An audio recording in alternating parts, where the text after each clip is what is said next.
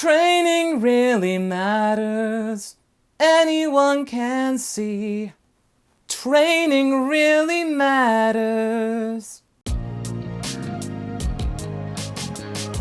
Hey guys, MasakoX here.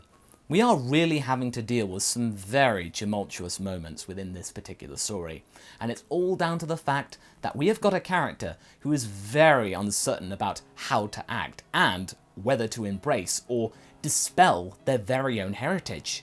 They don't have the luxury of a bump on the bonce to get rid of the quandary.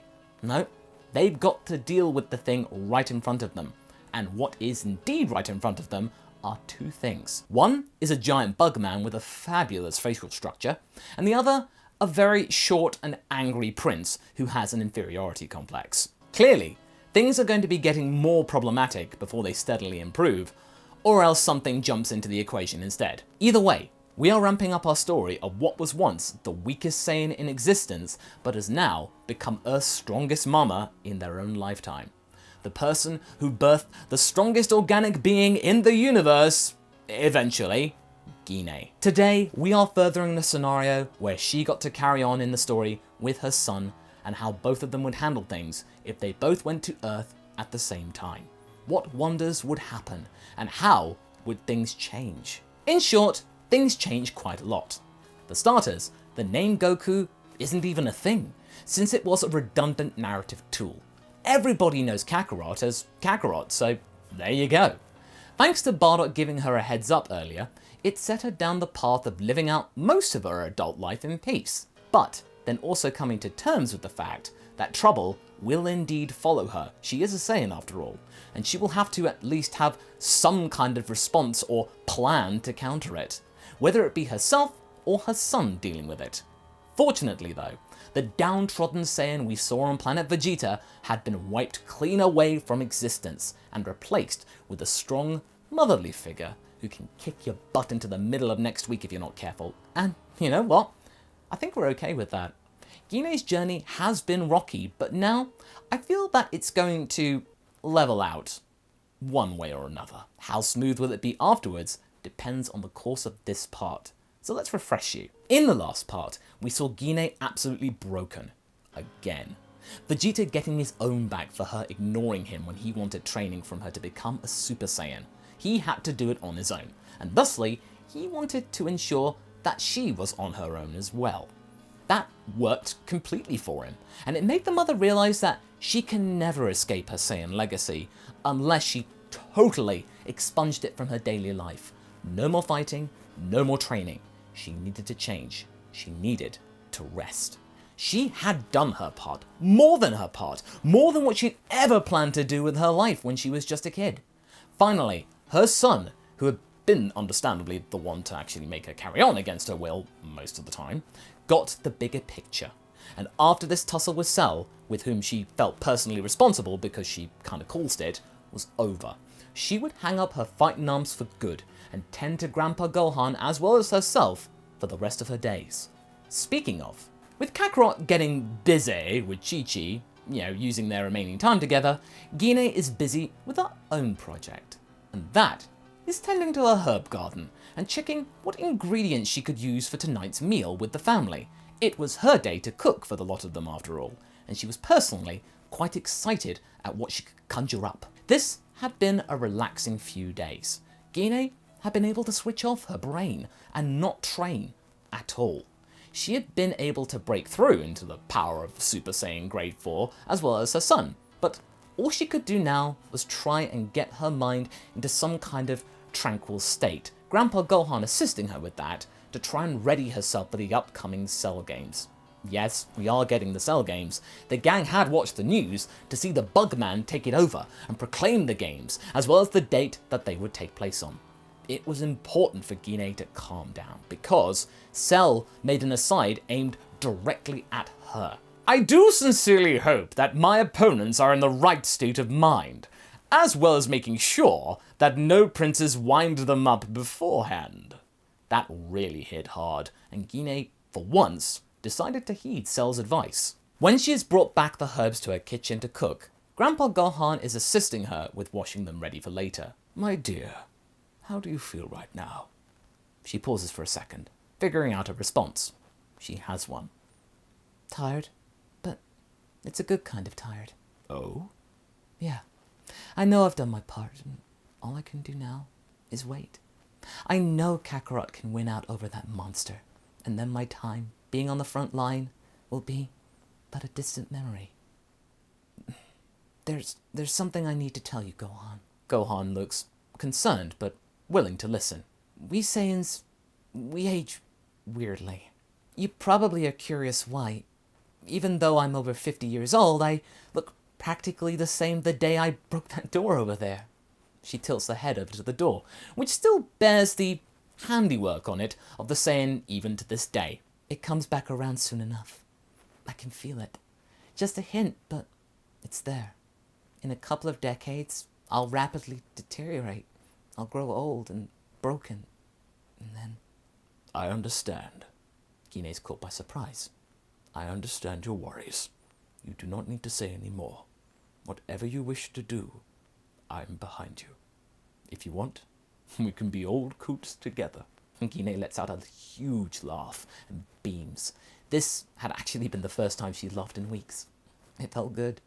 Hopefully there'll be more times like this to come. The two of them can indeed grow old together. The dinner later that night was a very wholesome affair. At this time, Raditz and Gohan had emerged from the Room of Spirit in time, and were indeed stronger than ever, both remaining in their Super Saiyan Grade 4 forms, much to the dismay of Chi-Chi, as you will be able to gather if you recall the original story. Kakarot had done this also, so to have 3 blonde-haired beings at the table was pretty irksome for her. I mean, at least Gine had not done the same. She had chosen to forego that acclimation training, thinking that she would not be needed unless things got really bad. As far as she was concerned, she had been there to help better her son, and what she had gained was a bonus. All this, the family time right now, she loved that. Her 2 sons, her daughter-in-law, as well as her grandson and adopted father, all in the same room. Now this was truly living. This was worth protecting. She had wondered about whether Bardock would enjoy this if he were around. To see his 2 boys all grown up and stronger than any other Saiyan in history, maybe even stronger than that Yamoshi guy from all those legends. To see her excel herself and prove those doubters wrong. He probably would be very proud, but also indifferent to the loving atmosphere. Gine was realistic like that. She knew that this was definitely not her former beau's scene. The strength though, yeah, he could get behind that at least. She's just at the moment soaking in the love of the room as she slowly eats her meal. She ponders, casually, what she's going to cook up next. There is now but 1 day left to go before the Cell Games. Gine decides to take a little trip to visit Cell, the Bugman whose arena had been completed without any requirement for patchwork since her arrival. He looks absolutely devilish. My! Why, if it isn't the world's strongest mother, what brings you here? Bah, glorious battle isn't until tomorrow. Don't tell me you forgot to move the clocks forward. Gine is ignoring Cell's frippery and gets straight to the point. I have no intention to fight you, Cell. Not now, not ever. My children will make light work of you. I know they will. Cell is standing there, a small smirk forming on his perfect jaw. Is that it? You came all this way to try and scare me? I fear that your visit was redundant. I know they are strong. I know that already. I do not fear it. I relish it. It is all that I crave. You mean you're not trying to destroy the planet? Cell scratches his nose, nonchalantly. Not as such, no. I mean, if it happens, it happens. What I do want, though, is a good, long, hard battle. Most of my DNA is comprised of you Saiyans. Your son's enthusiasm to fight strong people, the prince's pride, your taller son's cunning, and then there's you. Your pragmatism, matched only by your desire for fairness and balance. It's quite interesting, actually, now that I've had time to play with these emotions. They had been suppressed in my more primitive states, but now that I have achieved perfection and can fully comprehend them, they've really become quite fascinating. Gine actually senses hope. Perhaps her DNA, her influence in Cell structure would be enough to try and make Cell ultimately spare the planet, maybe just go away. Well, then you must understand why I don't want to fight you. You should know, because you're me. Oh, I do understand. And I despise it. Just because I possess your traits doesn't mean that I accept them without question. It sickens me to think that you are so quick to deny your own legacy. Ah, yes, she forgot. Vegeta's in there. Let me be clear. I will be fighting you all tomorrow. As for this planet, I'll see how I feel afterwards. Okay? Without saying a word, Gine just turns around and flies back home. Her plan had failed. She had tried to reason with Cell and got nowhere. The next day, the gang arrive at the arena, all ready to face Cell. Vegeta, whose clothes had seen better days, was there too. He had been let out to train the Room of Spirit in Time for a day. Yesterday. He was not speaking to anyone though, not even Trunks. As far as he was concerned, he was one of the instigators of this ironic punishment. Android 16 had also been tinkered with in the meantime. He had gotten some upgrades courtesy of Bulma to his robotic body, mostly procured in order to keep up with Vegeta in case he chose to rebel and tried to escape during his time in the gravity chamber. Of course, he wasn't strong enough to beat Cell or anything like that, but it was more than what he had originally. Trunks had also been in the Room of Spirit in Time, but had spread this out over multiple days to make up a total of 1 year in there, using his spare time in there at bit by bit when he wasn't guarding the room. We also have the champ showing up, of course, I mean, we can't miss that. Him affirming that the 24th World Martial Arts Tournament had indeed occurred. Kakarot was quite happy to see the person who had succeeded him as being the champion, but Cell hijacks the scene. Welcome one and all. I trust that you have prepared yourself. I had a very interesting discussion yesterday with that one over there. He points to Gine, the camera's then turning to her, and she pretends to ignore the attention. She even tried to make me go away, hoping that I had a soft side. Well, I hate to say it, I don't have one. What I have is a real side, and that is telling me to spare the niceties and get straight to the point. And since you were so keen to try and quell me earlier, why don't you have the pleasure of going first? He points again to the mother, and this time everyone is shocked. Vegeta just smirks evilly. That'll show her. Kakarot tries to delay this and offers to go first, but Cell shakes his head and finger. No. I will get to you soon enough, Kakarot. But your mother was so keen to try and eschew this little battle, then I thought I would let her go first, so that means she could leave first, you know? Not make her hang around like a bad smell. I know in her heart of hearts she doesn't want to be here. Gine is trembling. She had really done it now. By trying to avoid all of this, she'd actually put herself in the crosshairs. However, there is a tiny little interlude that steps in. Hey! That's enough out of you, buggy boy! I get to say who goes first, me being the champion of the world, and you, Cell, are about to be humbled by my incredible feats of human strength! Cell looks to him with a cursory glance. Really? Yeah! Go on then. Prove it. Prove to me you are the world's champion. Hercule gulps, not expecting this bravado, but he still gets into position. He charges forward and prepares a mighty punch, which gets caught, him being raised into the air, Cell not averting his gaze, and then throws him into a nearby cliffside. The crew are left stunned. Hercule had been felled in one move. Naturally, he gets his excuses later, and that's enough to quell the crowd's fear. Meanwhile, Gine is busy steeling herself up. She knows what she has to do. She puts one foot in the ring. Raditz trying to grab her arm, pulling her back. Mother! Don't listen to him! Let me go instead! You don't stand a chance! Gine turns her face back to her son. Her face is bizarrely calm. A serenity which is meant to look assuring to her son, but to Raditz, it's horrifying. It was like she just tuned out, checked out of reality, and knew that her time was over. I got us into this, son. I'll get us out. I love you. Without another word, she tugs her arm out of Raditz's grasp and slowly walks towards Cell. Whilst in mid-walk, Gine powers up to full power Super Saiyan, her face still in a rather lucid expression. She looks, quite frankly, delirious. Like some kind of fog had clouded her mind and better judgment.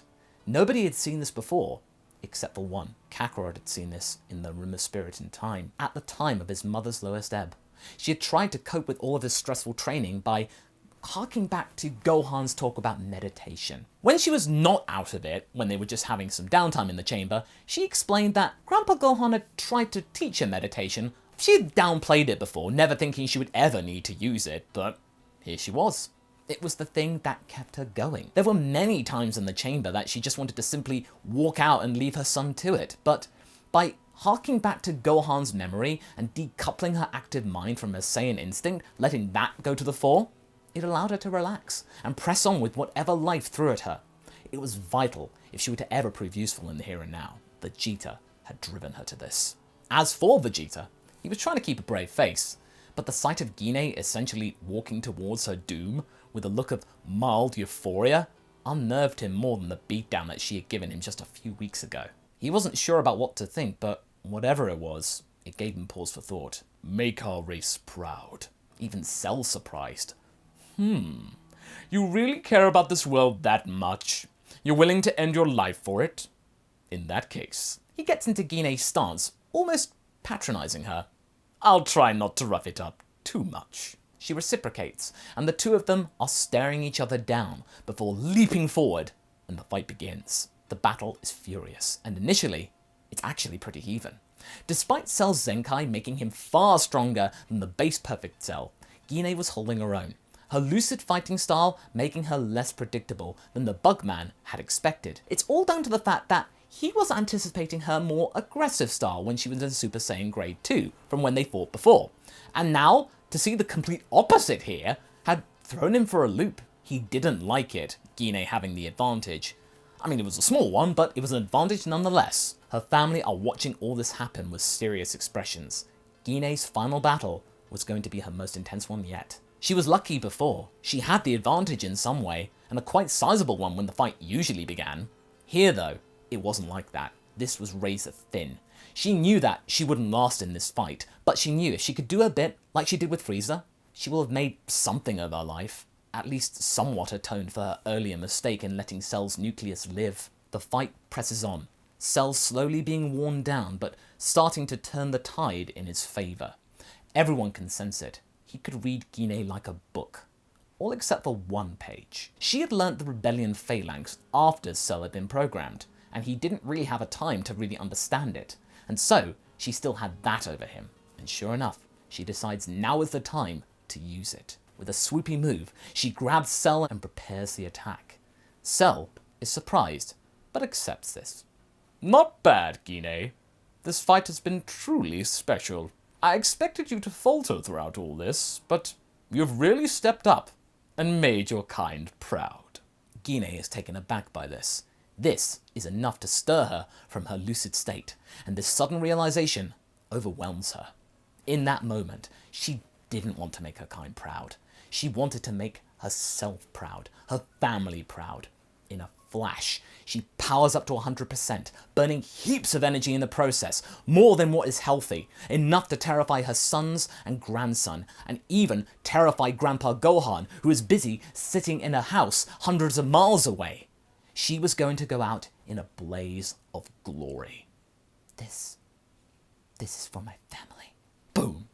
The Max Rebellion phalanx engulfs the arena.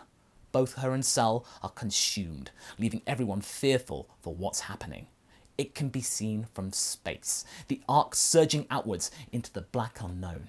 When the light dissipates, all that is left is Gine standing in the same position, looking absolutely bruised and bloodied, looking absolutely devastated, and her holding what's left of the torso of Cell. Had she won? No. In seconds, Cell regenerates to his full form. He looks down at Gine, her powered back down to her base form, having no energy left. He smiles. This was fun. You've earned my respect. But I'm afraid to say, your time is up. He aims a blast at Gine, her barely able to lift her head, tears streaming down her face, as well as blood. And that's where we're going to be leaving things for right now. So what do you guys think? How will Gine get out of this? Will she get out of this? Is, as Cell said, her time up? Leave a comment below and let's get this discussion going. And I shall see you in the next video. Take care.